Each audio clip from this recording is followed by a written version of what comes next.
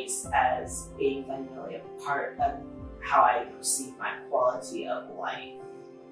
I know that my quality of life is based on what I was able to access as a child and what I was able to access in my adulthood.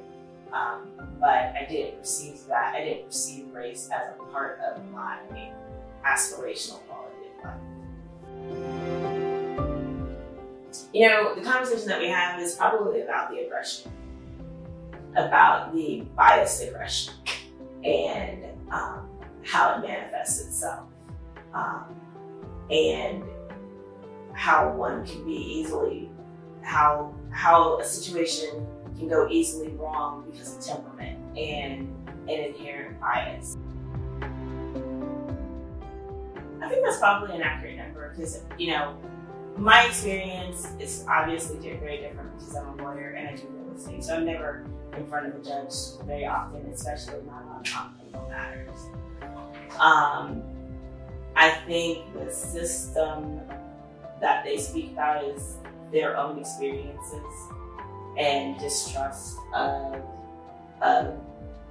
how things are played out. You know, there's affordability. So first of all, the system is based upon affordability. So if you can afford a lawyer, that increases your chances. Two, you've got to afford the ability to have someone truly investigate your case.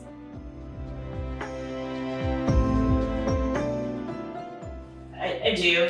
You got to show up to the jury to be picked. And then you actually have to want to sit. Nobody wants to sit for a jury. So your jury is not going to be, you know, reflective of you. So that's why you don't trust it. But then we haven't advocated for ourselves to sit on juries. You know,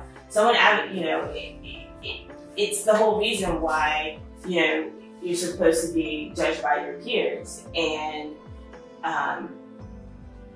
that's part of the issue, is that if you really want that number to increase, you have to internally look and say, wait a second, I want the number to increase. I don't just trust the jury system. Well then, are you willing to serve on juries? No, and I think it's probably because I have this kind of air about myself, that is self-assuredness. And I mean, my experience with police officers is only, you know, on a traffic stop, but I don't know, I guess I just have never had the talk. He's in charge of leads, he's in charge of the juvenile detention center. How do you treat people that come? And as far as police chiefs, how do you justify the way those inmates are treated? Localize that every person that you encounter is not some dangerous person. And I think those biases that are stereotypical biases, that if you're here or there, you're not doing something right? You know, the condescension. You know, I think those are the questions that we have to really talk about.